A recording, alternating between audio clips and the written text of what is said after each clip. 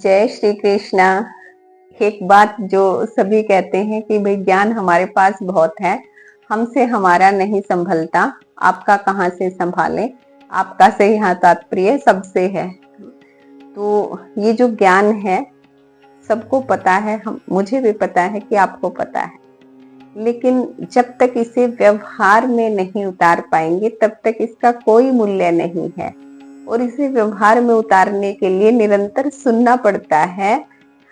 खुद भी उतारने के लिए आप उसको एक प्रयास में लगाएंगे, लगातार अभ्यास करेंगे, तभी उसको व्यवहार में लाया जा सकता है। अब वैसे तो छोटे बच्चे के पास भी बहुत ज्ञान है।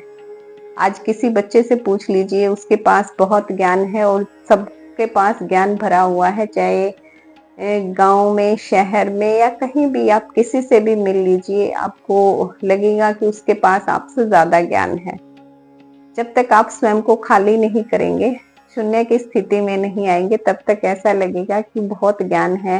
लेकिन जैसे जैसे आप किसी दूसरे को सुनना शुरू करेंगे जो आपके लिए अच्छा है और पॉजिटिविटी दे रहा है, तभी आप जान पाएंगे कि हम बहुत कम जानते हैं। अन्यथा यही लगेगा कि बहुत जानते हैं। बहुत तो शास्त्रों में भी लिखा हुआ है।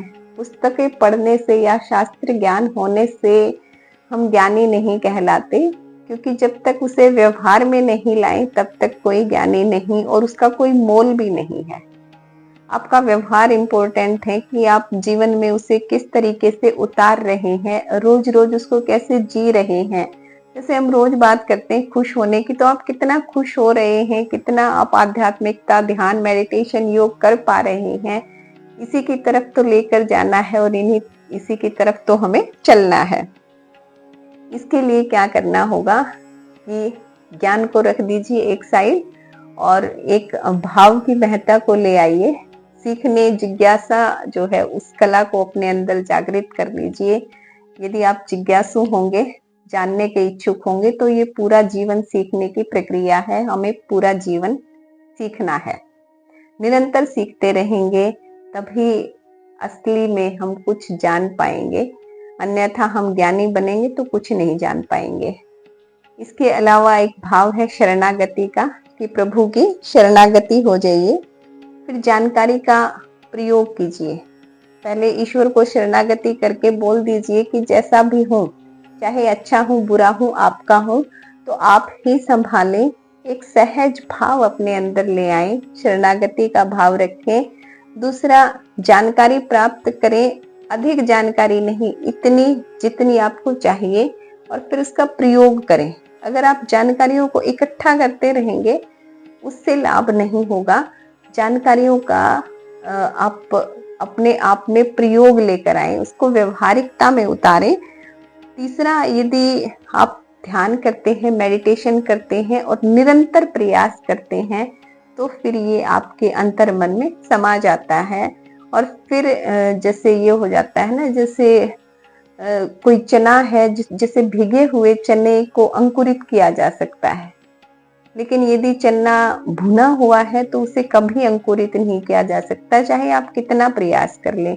वैसे ही यदि आप जिज्ञासु हैं या कुछ सीखने के इच्छुक हैं और उसको अभ्यास में ले आते हैं, तभी उसके अंदर पॉजिटिव अंकुरण की संभावना है। यदि आपने पहले से ही उसको पका के भुन के रख लिया है, तब उसमें संभावना नहीं रहती। तो स्वयं को अंकुरित अनाज बनाइए, जहाँ जैसे अपने अंदर सीखने की कला को हमेशा जिंदा रखें। अपने आसपास के वातावरण से सीखें। जो भी जैसे आपको संभावित आजकल सुविधाएं मिल रही हैं, उनसे अच्छा सीखिए। समय का अच्छा सदुपयोग कीजिए। अच्छा सीख रहे हैं तो उसमें निरंतरता लेकर आइए, क्योंकि जैसे कोरे कागजी ज्ञान से कुछ नहीं हो सकता, उससे ना मोक्ष प्राप्ति हो सकती है, ना जीवन आनंद लिया जा सकता है।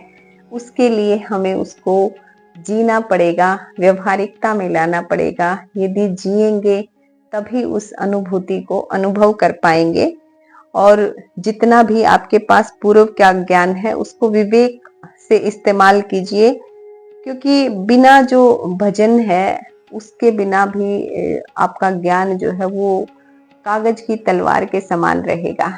जैसे कागज की तलवार से आप किसी का गला नहीं काट सकते। गला काटने का अर्थ यहाँ पर ऐसा नहीं है कि हमें हिंसा करनी है।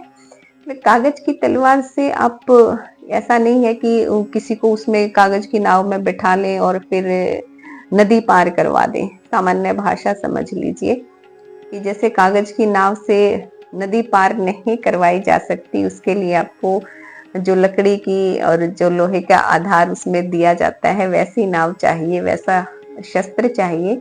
उसी प्रकार से यदि आप अपने जीवन में जानकारियों को सिर्फ एकत्र ना करें, उनका प्रयोग करें, व्यवहार में उनको लेकर आए। आप जानते हैं कि सात्विक आहार लेना है, आप जानते हैं कि स्वयं को खुश रखना है, स्वस्थ रखना है, तो उसके लिए जो संभावित सुधार दिए गए हैं उन पर ध्यान देंगे, तभी हम उसको परिभाषित कर पाएंगे और तभी हम उसका लाभ ले पाएंगे। इसलिए एक तो अच्छे श्रोता बने, सुने और फिर सुनने के बाद उसको ग्रहण करें। जितनी आपकी ग्रहण क्षमता होगी उतना ही आप और अच्छे से आनंद की तरफ जाएंगे, परमानंद को प्राप्त करेंगे।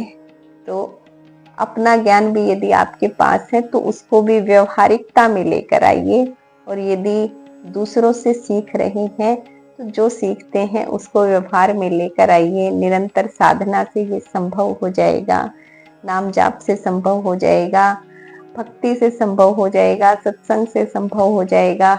सबसे बड़ी बात है कि आपके करने से होगा। यदि आप प्रयास करेंगे तो सब संभव है। जीवन को आनंद से जीना है, ये आनंद का खजाना है। खुश रहते हुए अपने अंदर पॉजिटिव सेल्स इंक्रीज कीजिए और अपने गट हेल्थ को इम्प्रूव रखिए। हमेशा खुश रहिए, सेवा भाव रखिए।